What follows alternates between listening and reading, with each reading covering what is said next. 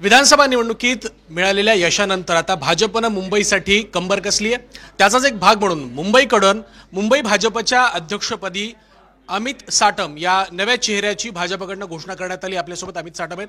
आज सकाळी मुख्यमंत्री आणि प्रदेशाध्यक्षांच्या उपस्थितीत घोषणा झाली।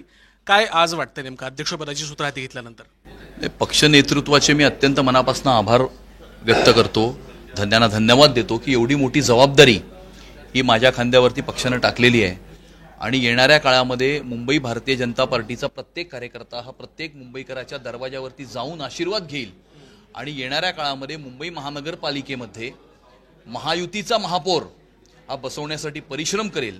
गेल्या 11 वर्षामध्ये आदरणीय देवेंद्र फडणवीस साहेबांच्या नेतृत्वाखाली मुंबई शहरामध्ये जे बदल झालेले आहेत, जी मेट्रो झाली आहे, कोस्टल रोड झालाय, अटल सेतू झालाय, सीसीटीव्ही कॅमेराज लागले आहेत, बीडीडी चाळीचे पहिले 550 मराठी कुटुंबांना घराच्या चाव्या देण्यात आलेल्या आहेत, असे क्रांतिकारक अशा प्रकारचे बदल जे झालेले आहेत, तशाच प्रकारचे बदल हे मुंबई महानगरपालिकेच्या माध्यमातून मुंबईकरांना देण्याकरता भारतीय जनता पार्टीचे कार्यकर्ते हे परिश्रम करतील आणि मुंबईची सुरक्षा आणि मुंबईचा विकास हे दोन्ही मुद्दे घेऊन मुंबईकरांच्या दरवाजावरती जातील।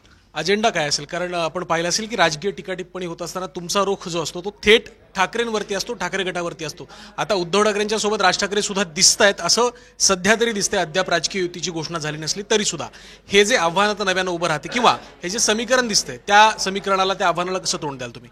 बघा, 1997 ते 2022 या कालावधीमध्ये 25 वर्षामध्ये मुंबई महानगरपालिकेमध्ये देशामधला सर्वात मोठा भ्रष्टाचार, 3 लाख कोटीचा भ्रष्टाचार हा झालेला आहे आणि आता स्वतःचं संपलेलं राजकीय अस्तित्व पुन्हा एकदा नव्यानं जिवंत करण्याकरता काही लोक आपल्या मतांच्या राजकारणाकरता मुंबई शहराचा रंग बदलण्याचा एक प्रयत्न, केविलवाणा प्रयत्न करतायत आणि त्यामुळे अशा प्रकारच्या सर्व प्रयत्नांना आम्ही हाणून पाडू आणि येणाऱ्या काळामध्ये मुंबईच्या सुरक्षेकरता, कारण there cannot be any prosperity without security, समृद्धी ही सुरक्षेशिवाय होऊ शकत नाही आणि त्यामुळे मुंबईकरांची सुरक्षा ह्याला मनामध्ये ठेवून मुंबईचा विकास घडवण्याकरता मुंबईकरांचे आशीर्वाद घेण्यासाठी प्रत्येक भारतीय जनता पार्टीचा कार्यकर्ता हा मुंबईकरांच्या दरवाजावरती जाईल। स्वतः अध्यक्ष रस्त्यावर उतरून ह्या सगळ्या संदर्भात उभाटा गट असेल किंवा ठाकरेंच्या विरोधात लढाई लढताना आपल्याला पाहायला मिळतील।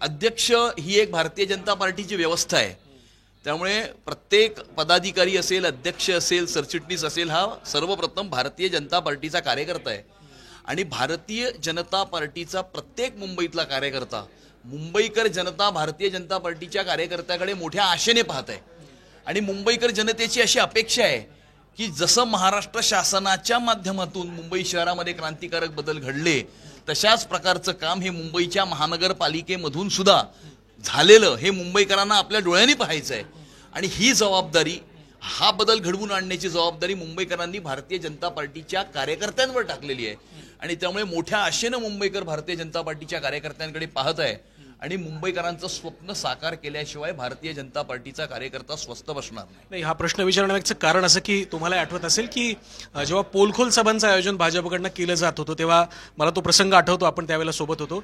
गिरगावमधल्या एका सभेमध्ये शिवसैनिकांकडनं हल्ला करण्याचा प्रयत्न त्या सभेवरती झाला होता, तुम्ही देखील त्या सभेमध्ये होतात, नंतर घडलेला प्रकार सर्वांच्या समोरच आहे। अशा पद्धतीच्या घटना किंवा अशाच पद्धतीचा आक्रमक प्रचार यापुढे सुद्धा आपल्याला पाहायला मिळेल? नक्कीच आक्रमकतेने भारतीय जनता पार्टीचे कार्यकर्ते आपले मुद्दे, गेल्या 11 वर्षामध्ये आदरणीय देवेंद्रजींनी केलेलं काम, गेल्या 11 वर्षामध्ये मोदीजींनी देशामध्ये घडवलेले क्रांतिकारक बदल आणि मुंबई शहराच्या समोर उभा राहिलेला सुरक्षेचा प्रश्न आणि मुंबईच्या विकासाचा प्रश्न, हे सर्व मुद्दे आक्रमकतेने मुंबईकरांच्या दरवाजावरती भारतीय जनता पार्टीचे कार्यकर्ते घेऊन जातील आणि जर अशा प्रकारचं कुणीतरी दादागिरी करण्याचा प्रयत्न केला तर त्याला उत्तर मुंबईकर जनता येणाऱ्या महानगरपालिकेच्या निवडणुकीच्या माध्यमातून देईल। शेवटचे 2 प्रश्न। खरं तर मुख्यमंत्र्यांनी सुद्धा सांगितलं होतं की विरोधकांपेक्षा सुद्धा आमचा नरेटिव्ह सोबत जास्त संघर्ष आहे, नरेटिव्हची सुद्धा लढाई सुरू झाली आहे, मतचोरीचा जो नरेटिव्ह आहे त्यावर सातत्यानं चर्चा होते। या नरेटिव्ह सोबत कसं लढणार आहात तुम्ही? या नरेटिव्ह सोबत येणाऱ्या काळामध्ये जनता या नरेटिव्ह सोबत लढणार आहे आणि जनतेने निवडून दिलेलं हे महाराष्ट्रामध्ये हिंदुत्वाचं सरकार आलेलं आहे आणि येणाऱ्या काळामध्ये जनताच म्हणेल की होय मी भाजपला मत दिलं आणि येणाऱ्या काळामध्ये सुद्धा भाजपला आम्ही मत देणार. आणि त्यामुळे ह्यांचा नरेटिव्ह, ही जी जनता जी आहे महाराष्ट्राची, मुंबईची, ही येणाऱ्या स्थानिक स्वराज्य संस्थांच्या निवडणुकीमध्ये याला यांच्या खोटारडेपणाला मुहतोड जबाब दिल्याशिवाय राहणार नाही. अनेक ज्येष्ठ नेते मैदानात असताना सुद्धा तुमच्या गळ्यात अध्यक्षपदाची माळ पडली आहे. भाजपतला अंतर्गत समन्वय साधण्यासाठी काय प्रयत्न असतील? नाही, भारतीय जनता पार्टीमध्ये अध्यक्षपद हे एक व्यवस्था आहे. काल कुणी अध्यक्ष होते, आज कुणी आहे, उद्या अजून कुणी असेल. भारतीय जनता पार्टीचा कार्यकर्ता हा भारतीय जनता पार्टीच्या राजकारणाचा केंद्रबिंदू आहे आणि त्यामुळे अध्यक्षपद ही एक व्यवस्थेचा भाग आहे. भारतीय जनता पार्टीचा प्रत्येक कार्यकर्ता येणाऱ्या काळामध्ये हा परिश्रम करेल. तर ते भाजपचे नवनिर्वाचित मुंबई अध्यक्ष अमित साटम यांनी सांगितलं की उद्धव ठाकरे गटाच्या विरोधातला आक्रमक प्रचार यापुढे सुद्धा कायम राहील आणि नरेटिव्ह असेल किंवा इतर अनेक जे मुद्दे आहेत प्रचाराचे त्याला सुद्धा त्याच पद्धतीने उत्तर दिलं जाईल. त्यासोबत मुंबई अध्यक्षपदाच्या संदर्भात पक्षांतर्गत जी स्पर्धा होती त्यावर सुद्धा त्यांनी प्रतिक्रिया दिली आहे.